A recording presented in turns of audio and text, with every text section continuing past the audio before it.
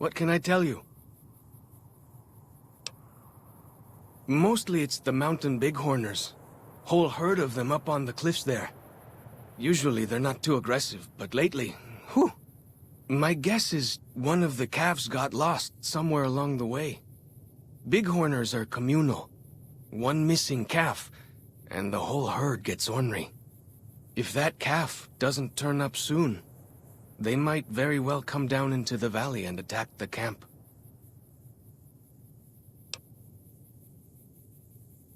Yeah? Hey, thanks. Most of the hunters don't listen when I tell them the problem. Just one thing. Try not to kill any bighorners if you can, yeah? You'll drive the herd off and we'll have to range farther on our hunts.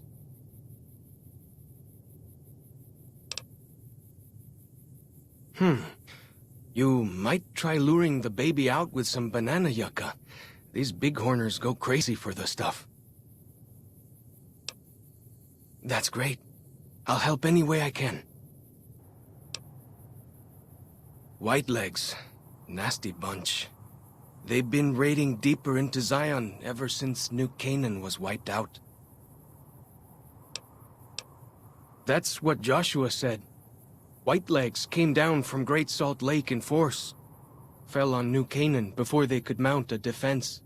Joshua found some of the survivors led by a man named Daniel. Most of them have fled the valley, but Daniel stayed on with the Sorrows tribe.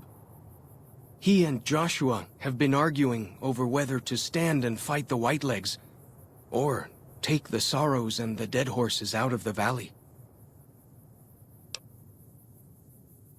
That's the weird part.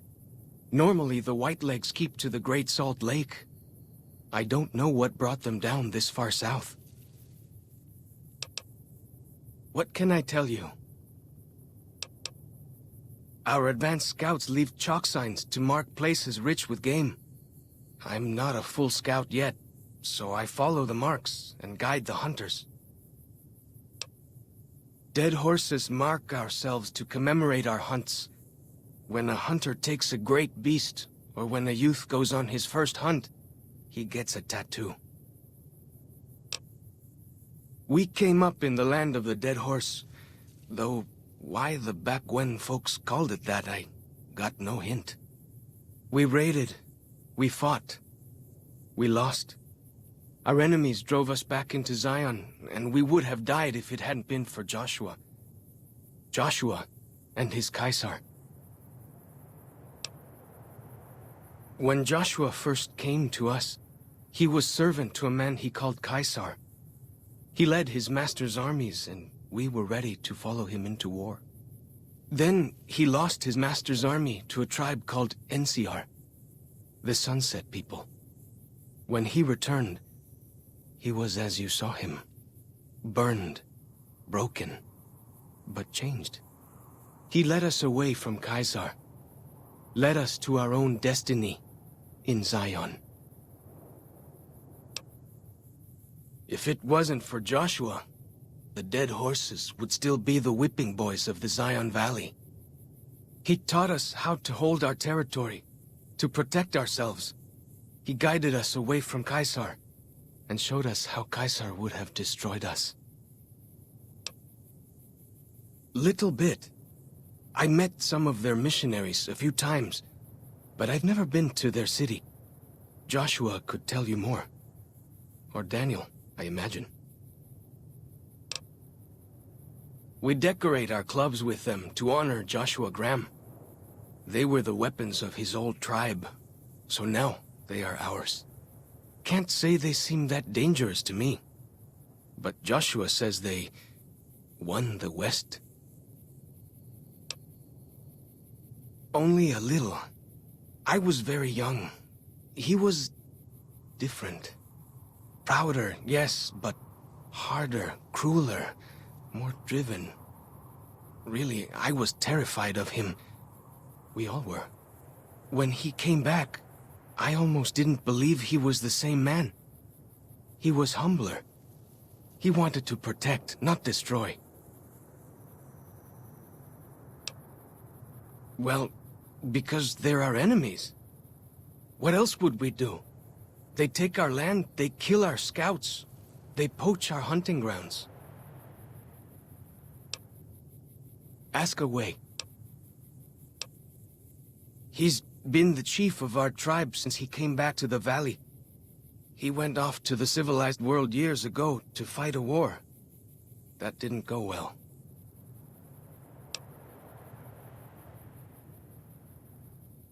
I don't know. He doesn't talk about it much. Maybe. But how can two civilized tribes fight over something as small as a dam?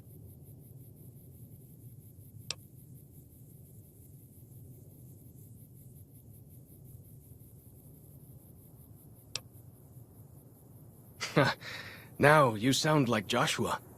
He always tells me that tribal life is better. That I should stay here and forget the outside world. Ha! Really? That's... my gods. Must be some mighty civilized folks who built that.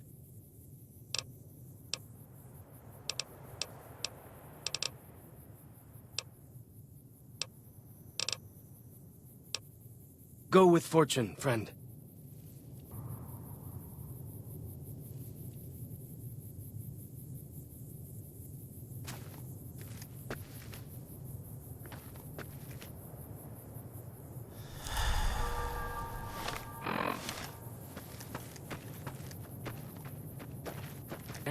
Hold up.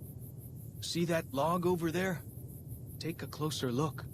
There might be some good stuff tucked in there.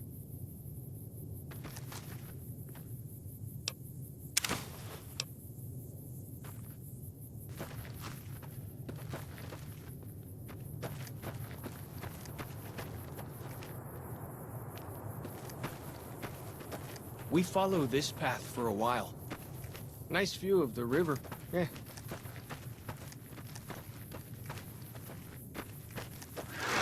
Please.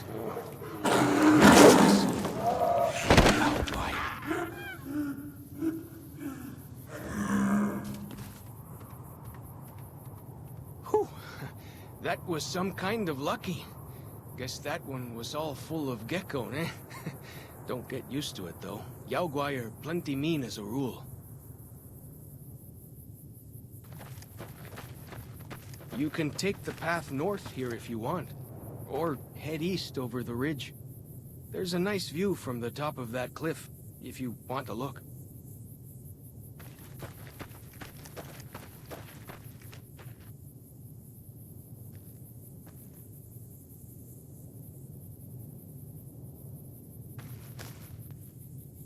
Follow the old road south.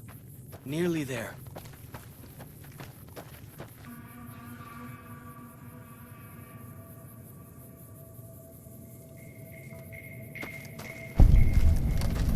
See those handprints?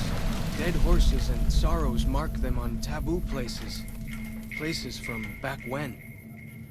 Good thing for you, I don't buy into that stuff. These paintings show the dead horses' victories against other tribes. Lots more of them since Joshua came to us.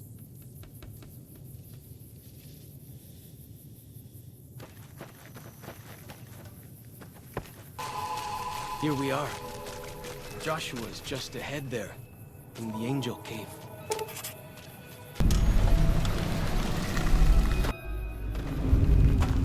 Hoi! Auslander Zuka Joshua Graham? You know our tongue. Smart, Auslander.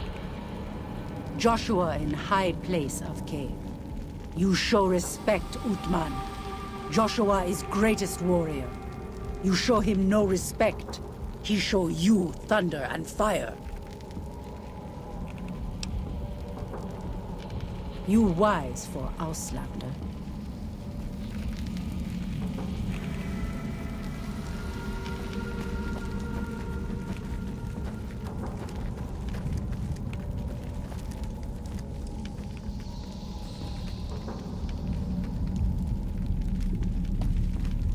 We should have given you a better welcome on your first visit to Zion. But from what I hear, the Whitelegs beat us to it. Whitelegs seem to be the only visitors we have these days. And I wouldn't have expected anyone from the Mojave to come looking for us. And you're a courier, no less.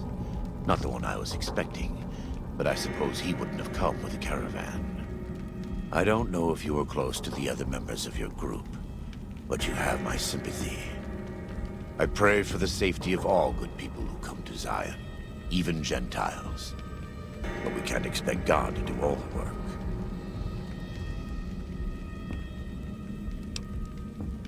The dead horses are capable scouts. Nothing passes into or out of Zion without my hearing of it. Happy trails. I remember. They were good friends. I have bad news for your employers. New Canaan was destroyed, its citizens scattered. All because of the Whitelegs. And Caesar, of course. The Whitelegs want to join the Legion. Caesar's rite of passage is the destruction of the New Canaanites, almost assuredly because of me. The good news is that we can help you find your way back. Daniel, one of the other New Canaanites, has made many maps of the region. The bad news is that we can't help you right now, not with everything that's going on.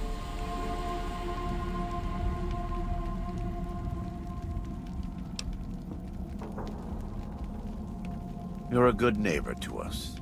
We all go through periods of darkness. In such times, we can turn to the Lord. But it's good to have friends. Daniel and I need pre-war tools to help us navigate beyond Zion. Should we need to evacuate, these instruments will be vital to us. Normally, we would have some of the dead horses or sorrows look for them. But many pre-war buildings in the valley are taboo.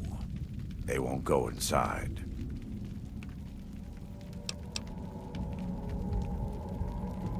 We are responsible for leading and protecting the sorrows and dead horses. They are smart people, but not as worldly as you or I.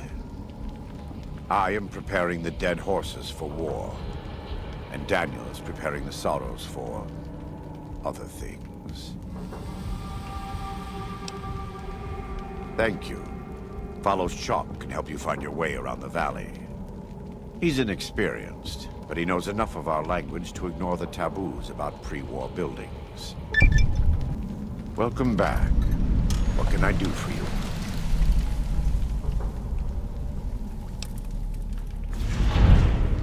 Caesar would never admit this openly, but he knows that I'm alive.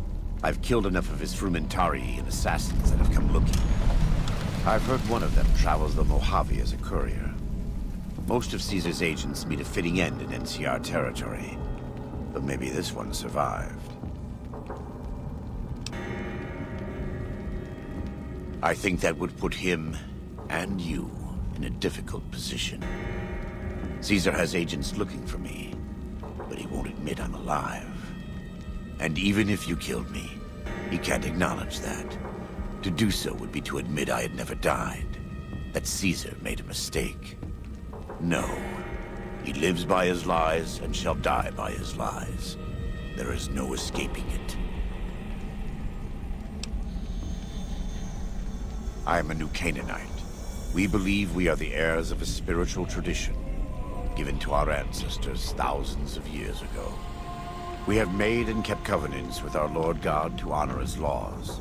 In exchange, we are promised eternal salvation after this life. A day will come when our Lord returns to judge us all. Until then, we must honor his laws and start others along the path of salvation if we can. That's why we trade with others and work the tribes. We have more than food and medicine to offer. Good news is our most valuable commodity. In a world filled with misery and uncertainty, it is a great comfort to know that, in the end, there is light in the darkness. Every day we move closer to our judgment. We must do our best to walk in the footsteps of our Lord and teach others how to do the same.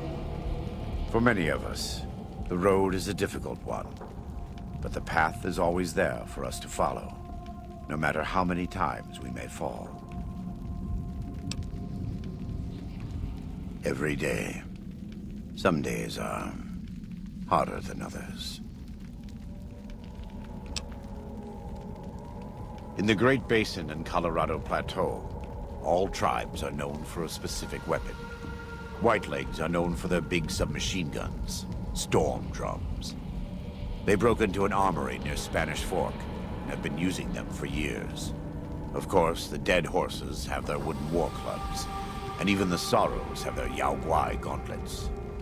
This type of .45 automatic pistol was designed by one of my tribe almost 400 years ago. Learning its use is a new Canaanite rite of passage. A great deal. There are 3, make that 4, tribes here in Zion. You've already met the Whitelegs on the way in. In this camp, you'll find dead horses. In the Narrows, the Sorrows. And finally, there's Daniel and myself. We're New Canaanites. They attack everyone who isn't a Whiteleg, especially caravans. They don't know how to survive on their own, so they have to raid. But as for why they are here, they are trying to wipe us out. All of us. They want to join Caesar's legion, and they can only prove their worth by destroying the New Canaanites and everyone we shelter. Most don't. It's been hundreds of years since the war. They've developed their own languages. Take the dead horses. We think they were originally refugees from a place called Rez, east of the Grand Canyon. They speak a combination of Rez and a language spoken by travelers who were visiting Rez when the bombs fell. Over time, 2 languages blended. I was a translator years ago, but it's hard to keep up with all of the tribal variations. The valley belongs to God, but no. The dead horses live at Dead Horse Point, up the Colorado River. They came here because I asked them to. Before I returned to the fold, I visited them years earlier. I looked much different then, but I left an impression on them.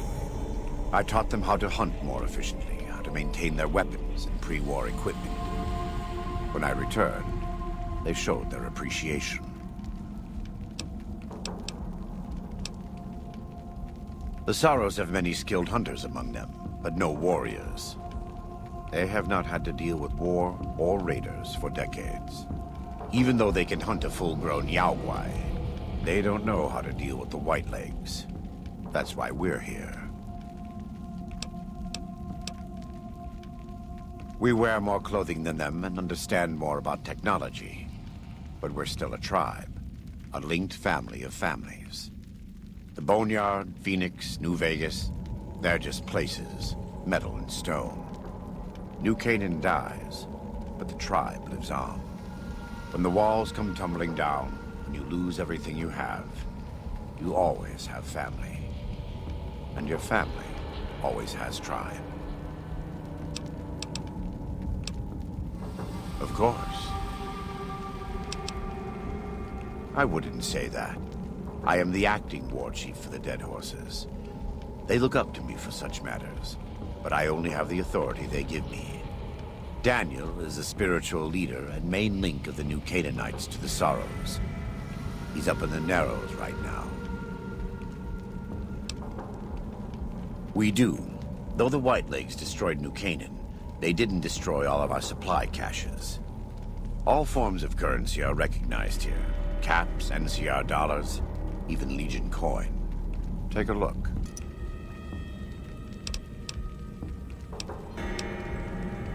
Right now, I'd like you to focus on helping Daniel. Maybe there will be time later. God be with you. What can I tell you? Best place to look for back when stuff is the taboo places. Sorrows and dead horses don't go in there. And even Whitelegs don't like them much. Lots of them around the valley. Places built by the folk from back when. You'll know them when you see them. Scouts mark them with handprints. The handprints are a warning to keep out. Angry ghosts live inside. Not that I believe in angry ghosts. They're just spooky old places. Right? Lots of back-when places to choose from. But for the things we need, best to start with the really closed-up places. 3 I know of. A building down by the river called a fishing lodge. The old ranger station in the northwest. And the general store right by it. Closer to home might be something you can salvage from the place where the little ones fell. Just west of the Eastern Virgin. In the river, there's a twisted pile of metal and glass, all full of bones. Joshua says they were scouts, but they looked awful small to me. Lots of that old stuff, how do you say it, electronics. Maybe you could use some of it.